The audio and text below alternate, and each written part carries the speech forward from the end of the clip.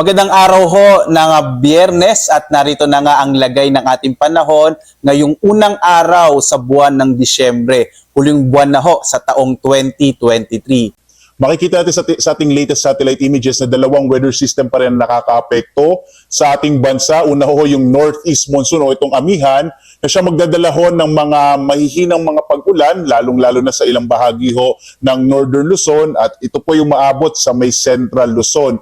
Habang easterlies, ito yung hangin na nagmumula sa karagatang Pasipiko, ang siya pa rin iiral at magdadala ho ng mga thunderstorms, mga rain showers sa nalalabing bahagi ng Luzon, kasama dyan yung Kamaynilaan, malaking bahagi ng Kabisayaan at ng Mindanao. Sa ngayon nga, base ho sa ating pinakamahuling datos, wala tayong minomonitor na anumang bagyo o even low pressure area sa loob o labas ng Philippine Area of Responsibility.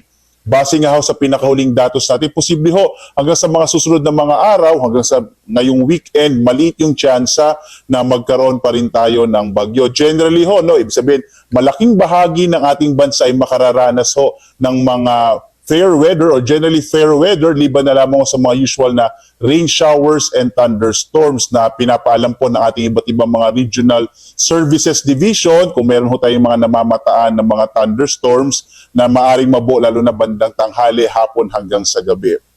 Dumako ho tayo dito sa Luzon, makikita ho natin dulot ho nitong hanging amihan ay makararanas pa rin ng mga light to moderate rains lalo na sa may bahagi ng Batanes, Cagayan, kasama yung Babuyan Islands, ilang bahagi ho ng Cordillera, lalo na sa may Apayao, gayon din sa Isabela at sa may bahagi ng Aurora. Sa nalalabing bahagi ho ng Northern Luzon at gayon din dito sa may Central Luzon, yung Ilocos Region, nalalabing bahagi ng Cordillera at gayon din sa nalalabing bahagi ho ng Central Luzon, inaasahan pa rin natin itong mga isolated light rains. Ito hong lugar kung saan nakakaapekto yung hanging amihan, medyo maliit yung tsansa na magkaroon ng mga thunderstorms dahil nga maninipis yung mga ulap na dala ng hanging amihan. Sa nalalabing bahagi ho ng Luzon, kasama din yung Kamaynilaan, Southern Luzon, Mimaropa, Bicol Region at Calabarzon, inaasahan naman natin yung mga isolated rain showers and thunderstorms na maaring mabuo sa tanghali hanggang gabi.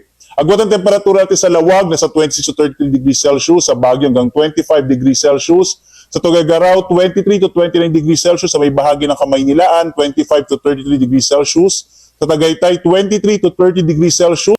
Dumako tayo sa Visayas at sa Mindanao. Malaking bahagi pa rin ho ng Kabisayaan ay makararanas ho ng mga isolated rain showers and thunderstorms. Kagagaling lang nga natin dito sa Cebu at Bohol at medyo mainit yung panahon pa rin na mararanasan, pero posible yung mga biglaang pagbuhos ho ng ulan dulot ng mga thunderstorms. Yung agwat nga ng temperatura sa Iloilo 27 to 32 degrees Celsius, sa Cebu 27 to 32, habang sa Tacloban ay mula 26 to 32 degrees Celsius.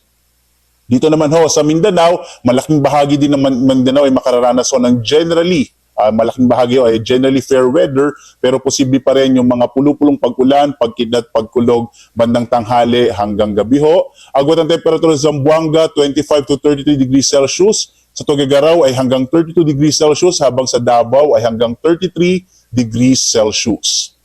Samantala, may nakataas pa rin tayong gale warning dahil nga sa pag-iral ng northeast monsoon o hanging amihan, magiging maalon pa rin yung karagatan, partikular na sa mga baybayin ho ng Batanes, Babuyan Islands at sa lalawigan ng Ilocos Norte. Kaya sa mga kababayan natin na may maliliit na sakyang pandagat at maliliit na mga bangka, iwasan mo na pong pumalaw dito sa mga baybayin ho ng mga nabanggit na mga lalawigan para makaiwas tayo sa mga posibilidad ng disgrasya dulot ng malalakas na alon ng karagatan.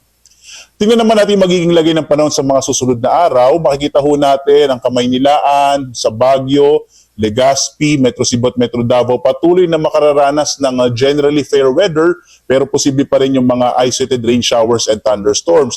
Lalong-lalo na nga ho sa may bahagi ng Visayas at Mindanao, nakikita natin patuloy na iiral yung easterlies at maaari itong magdala ho ng medyo maalinsangang panahon, medyo mainit na panahon, pero posible din yung mga pag-ulan, pagkidlat, pagkulog. At dahil unang araw nga sa buwan ng Disyembre, inaasahan ho natin na posible ho tayong makaranas ng isa o dalawang bagyo na maaring mabuo o papasok ng Philippine Area of Responsibility. At sa nakalipas ho ng mga taon, ang usual na track ho ng mga bagyo kapag buwan ng Disyembre, maaari ho itong mag-recurve o maaari po hindi tumama sa lupa. Posible rin na tumama ito sa may bahagi ng Central Luzon at Northern Luzon ang mas malaki yung posibilidad ng track ng mga bagyo kapag ho Disyembre ay dumadaan ho sa may bahagi ng Visayas o dito sa may northern part ng Mindanao. Kapag ho kasi Disyembre, lumalakas ho yung high pressure area dito sa may northern part ng ating bansa at ito ho ang nagtutulak sa mga bagyo patungo sa may katimugang bahagi, partikular na sa Visayas at sa Mindanao. So ito ho yung mga usual track ng mga bagyo natin kapag buwan ng Disyembre. At live po na nag-update mo dito sa Pag-asa Weather Forecasting Center. Ako naman si Obet Badrina. Maghanda po tayo lagi para sa ligtas na Pilipinas. Maraming salamat po.